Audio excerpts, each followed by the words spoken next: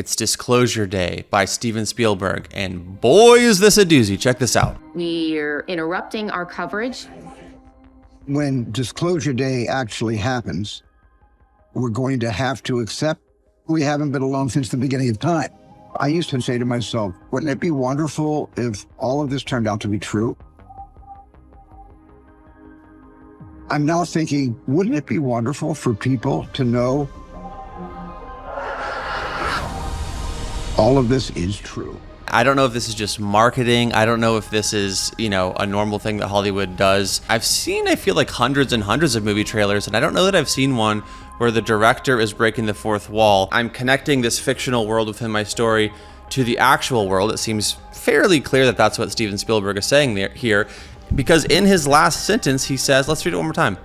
I'm now thinking, wouldn't it be wonderful for people to know all of this is true?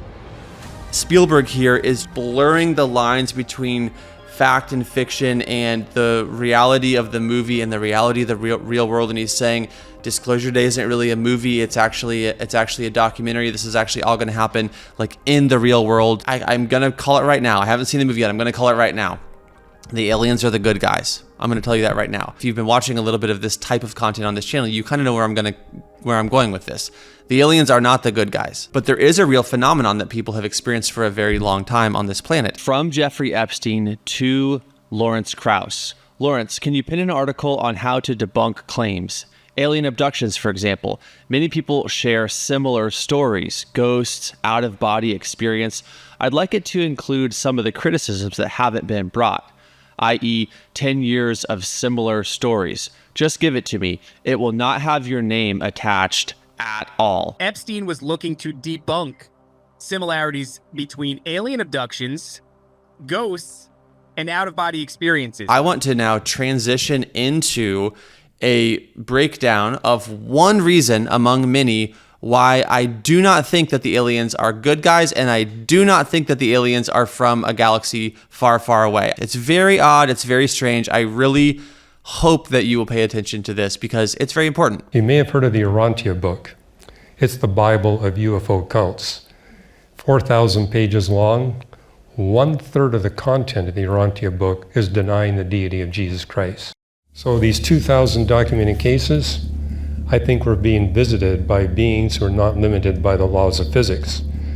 And what the Bible tells us, this only happens to people who are involved in the occult, trying to find power and information from these angelic beings. They need an invitation.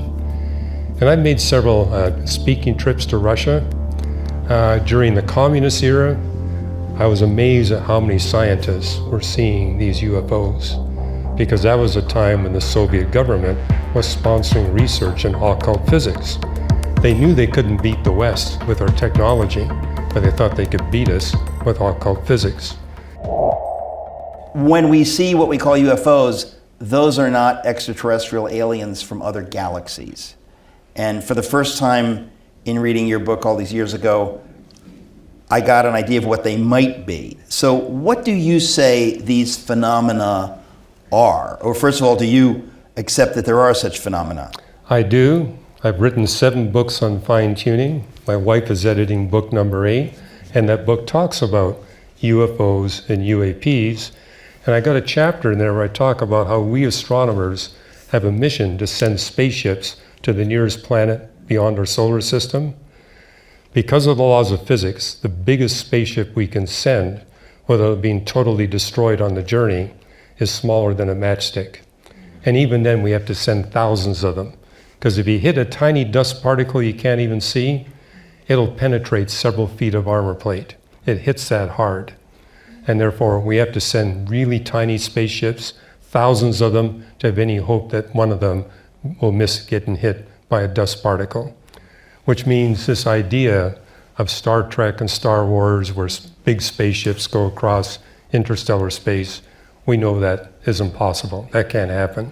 I mean, it can't happen for many, many reasons. And again, we don't have time to get into it. But then people say, well, then what are these things? Because you have people who are so Good convinced question. that they're real, and I'm convinced enough that they're real. But then the question is, what are they? And I'll say before I let you answer, I think most people would say, oh, they're coming from extremely advanced civilizations. They've been out there forever, and they're going to bring us technology and, peace. And that's the story you hear over and over. Well, that's the story I heard from Carl Sagan when I took a course from him. That was kind of his mantra. You took a course from Carl Sagan? Yeah, and Frank Drake as well. So they were kind of preaching this message.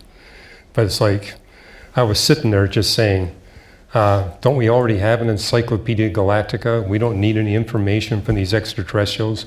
We already have it. Carl overheard me. Says, I know what you're talking about. Nobody can live up to the moral standard of that book. It's like, that's the whole message of the book. No one can live up to that moral standard without help from the Creator. Carl Sagan intuited this from your... Yeah, you overheard my comment. Crack. Yeah.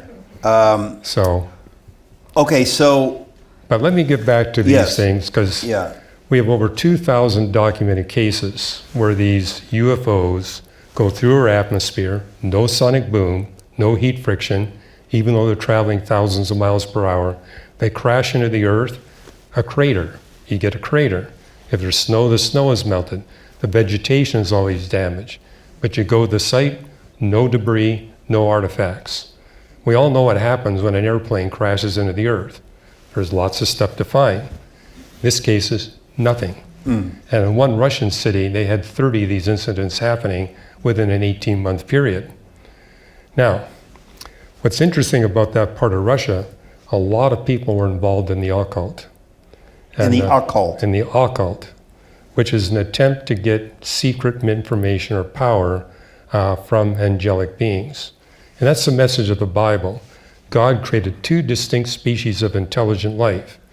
We humans that are constrained by the physics of the universe, and angels who are not.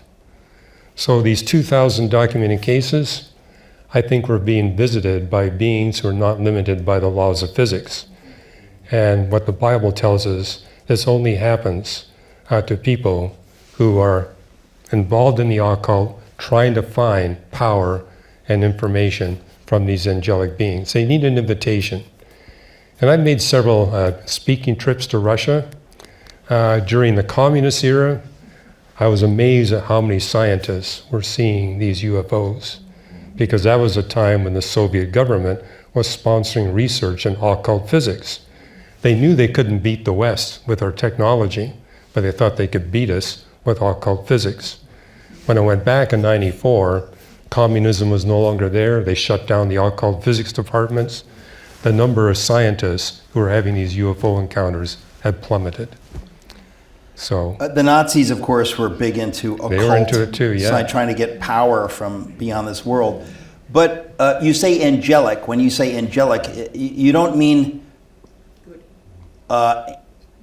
unfallen angels. You mean fallen angels. Fallen angels, because people have these close encounters with UFOs, it's 100% harmful. The best you're going to come away from with a close encounter is recurring, terrifying nightmares. Worst case scenario, you get killed by the phenomena. So it's never benevolent, it's always harmful. And really what these beings are trying to do is get people to end their life before they give their life to Jesus Christ. So animals have been killed, people have been killed. People claim to have gotten messages through these beings. There are times where the human contactee is put into a trance and begins to write stuff on a typewriter or a computer. You may have heard of the Urantia book. It's the Bible of UFO cults. 4,000 pages long. 1/3 of the content of the Urantia book is denying the deity of Jesus Christ. So that should be a clue where it's coming from. Well, I think, I'm not clear who wrote the book, but it does seem like most people are ripe for a great deception. That we've all been catechized for decades that, oh yeah, life just pops up everywhere. It pops up on Earth and it pops up, which is absolutely nonsense. But we've all been told that that's true, and therefore it would be, we all know the phrase, it would be arrogant to assume that we're the only life. People always say that. So there's this assumption that, well, sure, yeah, there's life out there, and here it comes, and we're going to find it. And you say very carefully, but very clearly, that it's demonic. And you're the first. I read it in your books for the first time. Although I have recently heard people say that, oh yeah, these are interdimensional beings. They start using this language. Right. Well, what does that mean? Yeah, it means a being from dimensions beyond the universe, which is what the Bible talks about, Yeah. angelic beings.